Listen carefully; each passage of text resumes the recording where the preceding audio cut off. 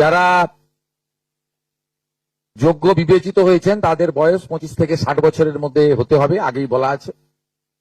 কেন্দ্রীয় বা রাজ্য সরকার, কোন বিধিবদ্ধ সংস্থা, সরকারি আন্ডারটেকিং, পঞ্চায়েত, পৌরসভা, সরকার, সরকারি সাহায্যপ্রাপ্ত শিক্ষা প্রতিষ্ঠান অর্থাৎ শিক্ষক, শিক্ষাকর্মী, স্থায়ী সরকারি চাকরিতে নিযুক্ত থাকেন বা পেনশনার্স আসবে না যেহেতু 60 ঊর্ধ্ব, এটা ইরেলিভেন্ট, এরা এই বেনিফিটের মধ্যে পড়ছেন না। তাছাড়া যারা আয়কর প্রদান করেন, অর্থাৎ এখন আয়করের ঊর্ধ্ব সীমা হচ্ছে 12 লক্ষ টাকা বছরে। 12 লক্ষ টাকা পেরিয়ে গেলে আয়কর দিতে হয়। যে পরিবার আয়কর দেন, অর্থাৎ যার বাৎসরিক আয় 12 লক্ষ টাকা, সেই পরিবার এই কর্মসূচি অন্তর্ভুক্ত হওয়ার সুযোগ পাবেন না। এবং যে মহিলা নিজে 10,000 টাকার বেশি নিজে উপার্জন করেন মাসে, তাকেও এর বিবেচনার মধ্যে প্রাথমিকভাবে আনা হয়নি। কিন্তু এক্ষেত্রে যারা ক্যাজুয়াল, কন্ট্রাকচুয়াল, মানে বাড়ির পুরুষ মানুষরা, তাদের বাড়ির পরিবারের স্ত্রী বা অন্যরা বিবেচিত হবেন। যদি কোনো মহিলা, এটা একটি নারী অর্থনৈতিক সশক্তিকরণের স্কিম, সেক্ষেত্রে যিনি সরাসরি নিজে 10,000 টাকার বেশি উপার্জন করেন তাকে বিবেচনা করা হবে না। 25 থেকে 60-এর মধ্যে যারা 3,000 টাকার কম ভাতা পান, ধরুন উইডো পেনশন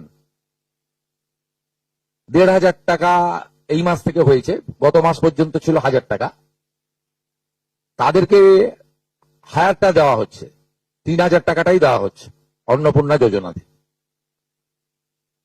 এই ধরনের যত স্কিম 25 থেকে 60 মহিলাদের রয়েছে, যারা 3,000 টাকার কম পান বিভিন্ন ভাতা, তাদেরকে 3,000 টাকার অন্নপূর্ণা যোজনার ভাতাটাই দেওয়া হচ্ছে। এক্ষেত্রে দুটি ক্ষেত্রে আমরা শিথিল করছি। একটা হচ্ছে দিব্যাঙ্গ ভাতা যারা পান তারা দুটো ভাতাই পাবেন। তারা দিব্যাঙ্গ ভাতা যেটা আগস্ট মাস থেকে 1,500 হয়ে যাবে সেটাও পাবেন, অন্নপূর্ণা যোজনা 3,000ও পাবেন, শুধুমাত্র ফিজিক্যালি চ্যালেঞ্জদের ক্ষেত্রে আর পিএম কিষাণ সম্মান নিধির ক্ষেত্রে। এই দুটি ক্ষেত্রে আমরা এটাকে শিথিল রাখছি। এছাড়াও এর আগে যেটা অনেক মহিলার নাম বাদ চলে গেছিল, 3 কক্ষ বিশিষ্ট বাড়ি, এটা গ্রামের ক্ষেত্রে এক্সাম্পট করে দেওয়া হয়েছে। গ্রামের ক্ষেত্রে কোনো বাড়ির সংখ্যা রাখা হয়নি, শিথিল করে দেওয়া হয়েছে। অর্থাৎ গ্রামীণ এলাকার মহিলারা এবারে আরো বেশি সংখ্যায় সুযোগ পাবেন। তাদের ক্ষেত্রে, গ্রামীণ ক্ষেত্রে 3 কক্ষ বিশিষ্ট বাড়ি, যেটা জুলাই মাসে ওই ক্রাইটেরিয়াটা থাকার কারণে অনেকে বঞ্চিত হয়েছেন, এবারে আর বঞ্চিত তারা হচ্ছেন না। এবং শুধুমাত্র জমির পরিমাণের ক্ষেত্রেও যে 7টি কর্পোরেশন রয়েছে, সেখানে শুধুমাত্র 50 ডেসিমেলের বেশি জমির মালিকানা যারা কর্পোরেশন এলাকা, কলকাতা, হাওড়া কর্পোরেশন এলাকা 7টি, পৌর এলাকা এবং গ্রামীণ এলাকাতে ছাড় দেওয়া হয়েছে জমির পরিমাণের ক্ষেত্রে।